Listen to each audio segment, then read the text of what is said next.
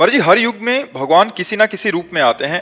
राधा नाम कई युगों से चलता आ रहा है, लेकिन राधा नाम की इतनी महिमा और एक संत के प्रति इतनी भीड़ और श्रद्धा कभी नहीं देखने को मिली।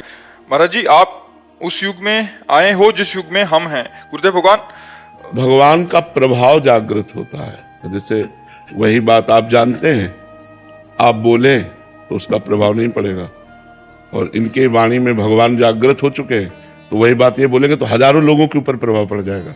तो उसमें बात भगवान के प्रभाव की है, व्यक्ति का नहीं होता। इस व्यक्ति का प्रभाव नहीं है, उस परमात्मा का प्रभाव है।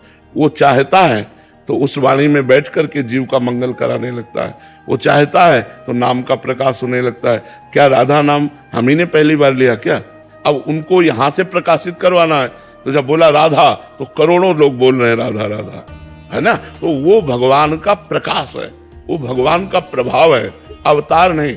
और भगवान जब अवतार लेते हैं तो अपनी अनंत शक्ति से लेते हैं। दुष्टों का संहार करना, भक्तों को सुख देना, प्रेममयी लीला करना, मतलब वर्षा कर देते हैं भगवान जब अवतार लेते हैं। घोर पापियों को भी भगवान परम पद देते हैं, बिना साधना के भी परम पद देते। अवतार एक अलग चीज है। हम लोग सब भगवान के अंश हैं, तो जहाँ की जितना प्रकाश हुआ उतना प्रकाशित होने लगता है। तो उसी प्रकाश को लक्ष्य करके हम कहते हैं कि ये तो भगवान ही है, क्योंकि भगवान का प्रकाश हो रहा है। इस लेकिन भगवान नहीं है, वो भगवान का अंश है। अब अंश में जहां जितना प्रकाशित हुआ, तो हम लोग उस प्रकाश को देखकर बोलते हैं कि ऐसी क्षमता मनुष्य में नहीं होती, ये तो साक्षात भगवान है। उस प्रकाश को देख करके, पर वो साक्षात भगवान नहीं है। भगवान तो साक्षात कुछ और है, हम सब भगवान के अंश हैं। गंगा जल का अंश चम्मच में आया तो हम गंगा जल तो कहेंगे उसे, टैंकर में आया तो गंगा जल कहेंगे। लेकिन टैंकर और चम्मच वाले गंगा जल में अंतर होगा। चम्मच वाले में डुबकी नहीं लगा सकते, टैंकर वाले में डुबकी लगा सकते हैं।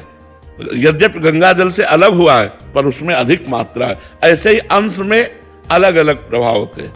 आगम निगम पुराण अगोचर, आगम निगम पुराण सब चर्चा बंद। जब लाडली जी की बात आएगी तो बहुत वो अलग होगी, वो अलग बात होगी, तो बहुत ऊंचा प्रकाश होगा। अरे उनको जो लाल जी को अधीन किए हुए हैं, तो ये ब्रज क्षेत्र है, ये वृंदावन धाम है, महारानी का घर है। महारानी का देखो, यहाँ का जैसा प्रभाव कहीं आप नहीं देखोगे। यहाँ एक अलौकिक आकर्षण है, एक अलौकिक आनंद है, एक अलौकिकता है, नहीं है। और चाहे यहाँ का जो वासी है, चाहे जहां वो सीमा के बाहर निकलेगा तो उसके प्राण व्याकुल हो जाएंगे। ऐसे मतलब कुछ है ऐसा, कहा नहीं जा सकता, पर जो हमारे हृदय को पकड़ लिया है। अब हम जी नहीं सकते, अब हम राधा नाम के बिना जी नहीं सकते, वृंदावन धाम के बिना जी नहीं सकते, ब्रज धाम के बिना जी नहीं सकते। ये